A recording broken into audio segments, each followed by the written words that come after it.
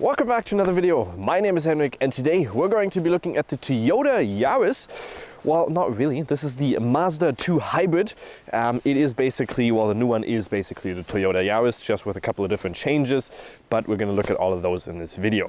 When it comes to the Mazda 2, you can still get the previous generation of it with the non-hybrid version in there, so it's going to be a little bit cheaper at 16,590, or you can pick up the hybrid version, which we're going to talk about all the specifics of, for 24,990 euros. Then you have the choice between Prime line, the Centre line, the exclusive line, the Homura line, and the Homura Plus, which is the top line, which we have here. So this car is going to cost you 33,809 euros or 40 euros, because we also have the formal red color on here, which is the extra color that you have on here. Otherwise, everything is basically included with the top of the line variant. Let's start off with the design in the front of this car, and I personally do like it. I do like the Yaris because it just looks sporty and cute at the same time, and I kind of like the design of it. And the Mazda 2, obviously, because it is on the Toyota Yaris, it just looks identical.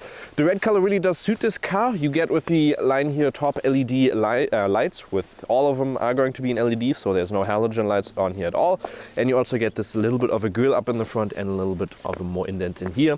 But like I said, the red really does do a nice touch here with the black spoiler in the front, with all the black touches. In my opinion, it does look fairly decent. So let's take a look under the hood, where we can see the wonderful engine that we have. It's a combination of an electrical component and also a full combustion engine. That combustion engine is going to be a 1.5 liter 3-cylinder engine with a CVT gearbox behind it, which is going to produce 92 horsepower and 120 Newton meters. Then you also have the electrical component, which has a battery size of 0.75 kilowatts an hour, allowing you to do smaller ranges in full electrical, and just in general getting that combined fuel consumption lower, because at red lights, for instance, the start is always going to be in full electrical mode, and otherwise, like I already said, small ranges of electrical range there.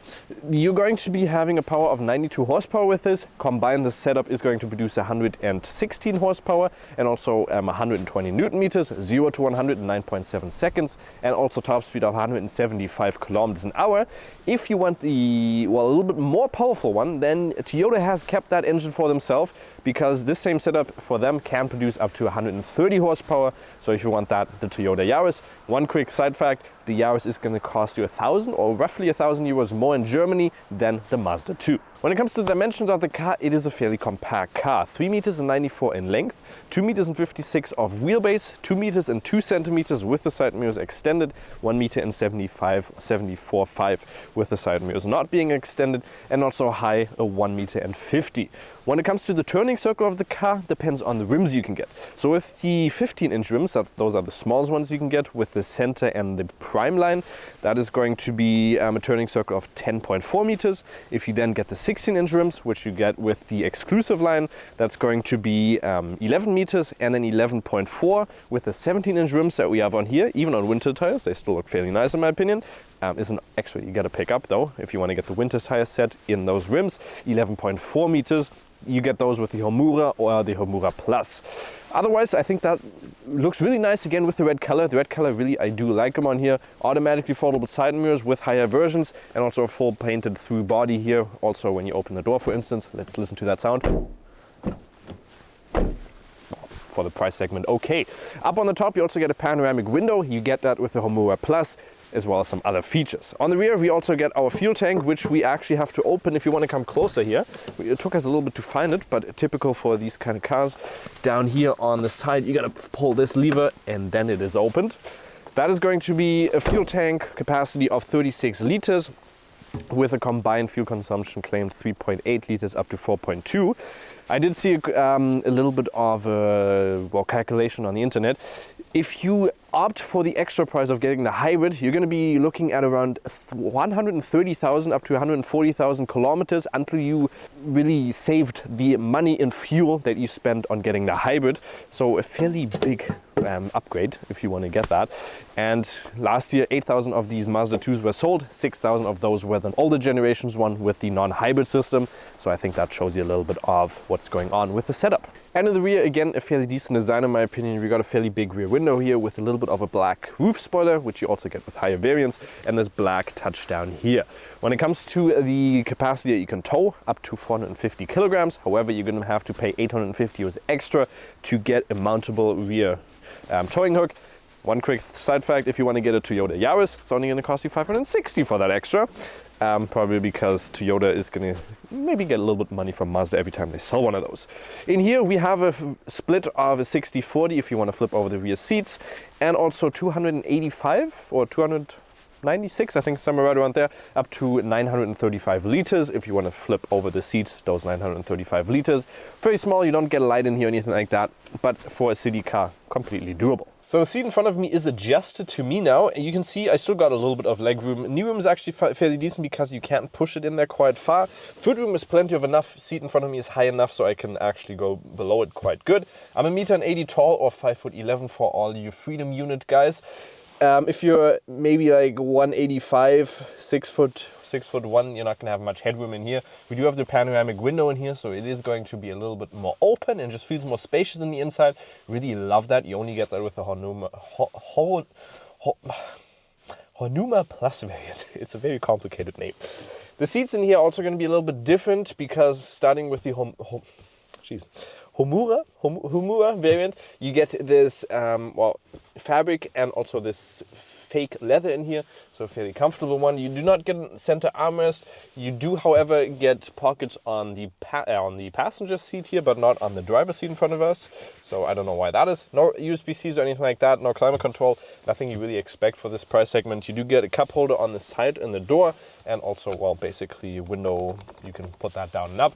You can also flip this up or cover it up if you want, and then you have a little bit more privacy. I personally like it when it's a little bit more open, apart from if it's really like stormy outside and you don't want to look outside. But in my opinion, fairly decent space in here, so you can sit in here for a little bit longer time, and I think the seats are also fairly comfortable. So join me on the inside and let's start up the car. Not much noise coming from it. See the Mazda logo in the big display which we have in here, which does offer Apple CarPlay and Android Auto. Otherwise, it is just very, very Toyota-like, and there's not much things that you can, for instance, configure in here. Most of the things, for instance, assistant features, you all do through your digital cockpit. Otherwise, plug in Apple CarPlay, Android Auto, you have maps in there and everything that you basically need. That's what I always do. Automatic climate control, which I have, which you get standard-wise on any of them. Inductive loading space, heated seats, which is always nice. And down here you can see our automatic gearbox. Let's also quickly go into the reverse so we can show you the camera. Not the highest quality. The other thing that you will also notice when you're driving this car, if it's wet outside or snowy like right now, it's going to get very dirty very quickly. Otherwise, you get a very nice steering wheel. I always like the Mazda steering wheel with heated seats or heated steering wheel, which only goes up to here basically, so to the stitching, and down here, and not on the inside. And look at also this. Ooh, you can move it. And let's also quickly look at the horn. Oh, that's just a nice little city horn. I like it. Let's start off and drive this car now as well. You can see we're going to start off in full EV mode. That's what the hybrid version does. Well, when you're at lower speeds or just rolling down. You will also notice that, for instance, in the digital cockpit where you have an EV mode saying right down there, and also charge already. Down here you can also press EV mode, and then you can see on the side it's going to be in EV mode now. So if you have enough battery charge, you can press that button and you will drive an EV until the engine is going to kick in. The engine will also power a generator, which will then charge up the battery. You can see, for instance, on the side here, I have equipped it now, so now it's recharging by the wheels. So it will change depending on what you're currently using, and that's going to show on the energy right there, on the energy flow chart.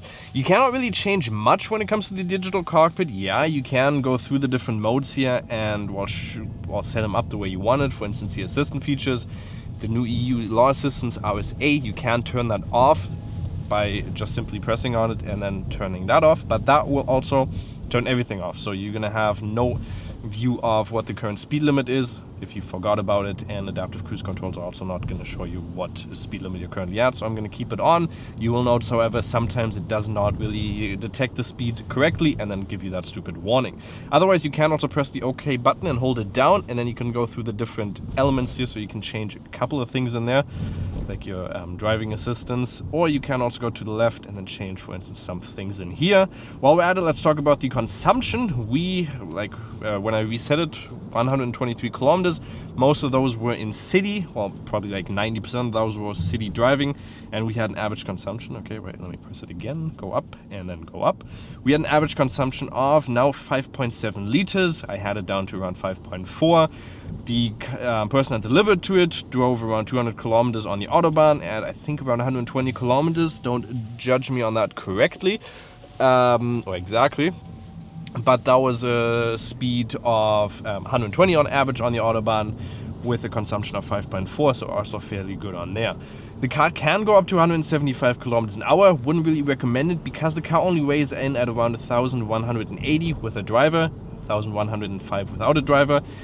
And if you're driving beside a truck and then there's a little bit of a wind behind that truck when you're exiting the side of that truck, then it's not going to be the most stable thing because it's just so light. So 175 in my opinion might be a little bit too fast for this car. 120 is completely fine and also fairly comfortable. Speaking about comfortability, the suspension here is also fairly decent. You got a decent amount of isolation. Obviously the CVT is going to kick in if you, for instance, slow down for a second and then just...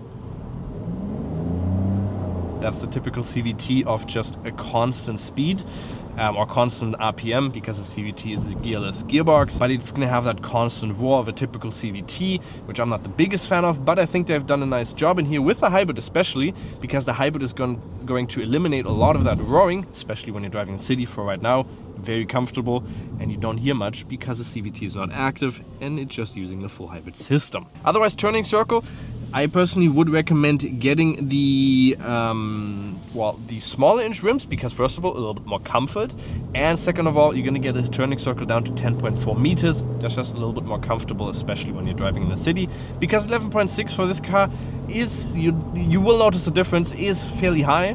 But still completely doable in the city. You got a lot of safety features as well, which are going to help you when you're trying to find a parking spot.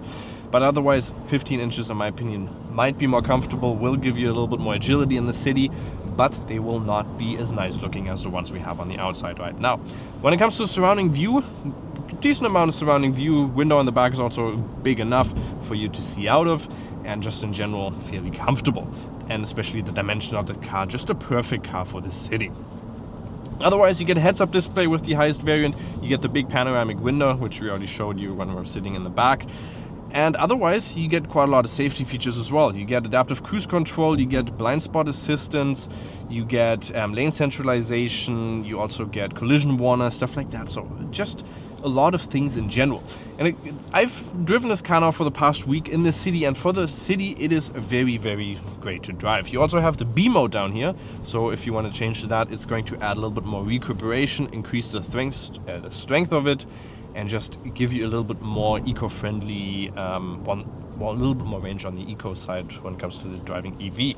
When it comes to the drive modes, you can also switch between a couple of them. So you have normal, you have power, and you also have eco. Fairly nice animation there, how it shows you. But otherwise, like I said, a great city car, but do you really want to pay that extra price for it? That's the thing you got to take into consideration. Do you get the older gen one, or do you get this one as a hybrid variant for, a little bit more comfortable driving experience, but a fairly high extra price? And the thing I also like about this car is actually a fairly good body control and body chassis, or chassis in general, gives you a fairly fun experience. And now let's accelerate. It's not going to have that power, obviously. You can also no shifting, the diameter of that. But you can hear until you go off the gas pedal, it's just going to have that constant whine of a CVT. But you're just going to have that whine when you're, for instance, accelerating or you're going up a mountain. Otherwise, like right here at 100 kilometers an hour, I think it is a fairly fine experience. And the isolation is also fairly well done here. You will not notice too much wind noise or stuff like that. For the price segment, in my opinion, completely fine. Also, the quality in the inside is also fairly fine for the price segment. Yeah, you're paying $33,000 now, so a little bit higher. Starting price of around $24,000. You will get hard plastic most of the times, but for instance here a little bit more softer material on the side, you get this fabric, which is completely fine. I think for the price segment it's okay, but you gotta take into consideration you can get a Renault Captur, Seat Ibiza, a little bit of a different segment, but for that price you will be able to get those as well. If you do want a little bit more horsepower as well, so accelerate a little bit faster, you can get the Toyota with 130 horsepower like I already mentioned. But I think this is completely doable, and most people that will buy this car are just going to use it as a city car, but even longer distance with this car are completely fine because it is also fairly comfortable. So what is my final verdict on the Mazda 2? Well, I think it is a fairly decent car, especially if you use it as a car for the city. It is a very, very nice city car. Maybe get smaller rims so you can have a little bit of a smaller turning circle. Otherwise, in my opinion, a fairly nice car to drive in the city. With the hybrid, also very comfortable to drive. In general, also a fairly comfortable suspension. The starting price for the hybrid, however, is fairly high. For that price, you can pick up a Renault Captur, for instance, a Seat Ibiza, which are all going to be a little bit bigger cars, so maybe not what you're exactly looking for, but cars with a little bit better equipment and just, well, you get more for your money in that term. But the way it's standing here, I personally wouldn't configure it this way. Maybe even go for the older variant without the hybrid system. Yeah, you will get a different design, but you're going to be saving quite a lot of money. Hopefully you guys did enjoy this video. Make sure you like, subscribe. We'll see you next time. Bye-bye.